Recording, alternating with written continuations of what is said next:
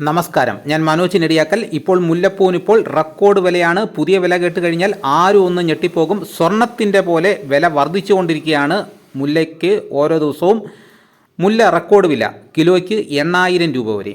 മഞ്ഞ് വീഴ്ചയിൽ ഉൽപ്പാദനം നിലച്ചതോടെ കർഷകർ വെട്ടിലായിരിക്കുകയാണ്.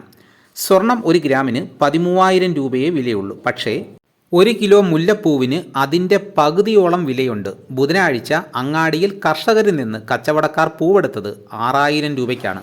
ആഘോഷങ്ങൾക്കായി പാലക്കാട് പൂ വാങ്ങാനെത്തിയ ആവശ്യക്കാർക്ക് വ്യാഴാഴ്ച 8000 രൂപയ്ക്കാണ് നൽകേണ്ടി വന്നത്. പൂവിന് ഇത്രയും ക്ഷാമം വന്ന കാലം ഉണ്ടായിട്ടില്ല. 1/3 പൂവ് പോലും ഇപ്പോൾ ഉൽപ്പാദനമില്ല.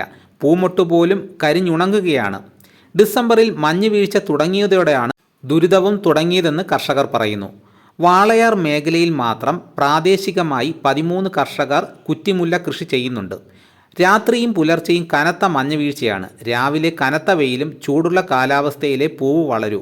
തണുപ്പായാൽ മൊട്ടിടുന്നത് പോലും കുറയും. ഒരു ദിവസം 18 കിലോ വരെയും പൂവ് കിട്ടാറുണ്ടായിരുന്നത് ഇപ്പോൾ 5 കിലോ പോലും കിട്ടാനില്ല.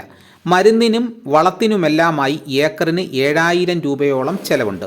ഇത് തിരിച്ചു പിടിക്കാൻ പറ്റുന്നത് പൊങ്കലും കല്യാണവുമെല്ലാം വരുന്ന ജനുവരി സീസണിലാണ്.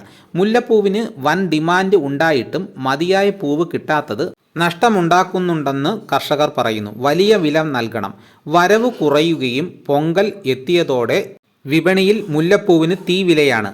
വാളയാറിലെ കർഷകർക്ക് പൂവ് തമിഴ്നാട് അതിർത്തിയിലെ മാർക്കറ്റിൽ വിറ്റപ്പോൾ കിട്ടിയത് 6000 രൂപയാണ്.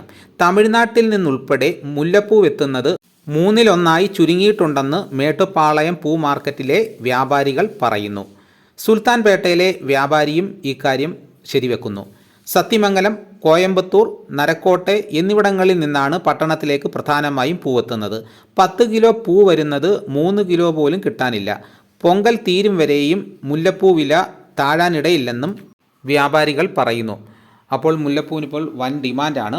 ഇതോടുകൂടി വീഡിയോയുടെ പൂർണ്ണമാകുന്നു. എല്ലാവരും ഒന്ന് ലൈക്ക് ചെയ്ത് സപ്പോർട്ട് ചെയ്യണം. ആദ്യമായിട്ടാണ് ഈ ചാനൽ കാണുന്നതെങ്കിൽ സബ്സ്ക്രൈബ് ചെയ്യാൻ മറക്കരുത്. നിങ്ങളുടെ അഭിപ്രായങ്ങൾ കമൻറ്റായിട്ട് രേഖപ്പെടുത്തണം. ഈ വീഡിയോ എല്ലാവർക്കും ഒന്ന് ഷെയർ ചെയ്ത് കൊടുക്കണം. മറ്റൊരു വീഡിയോയുമായിട്ട് ഉടനെ എത്താം. എല്ലാവർക്കും എൻ്റെ നന്ദി.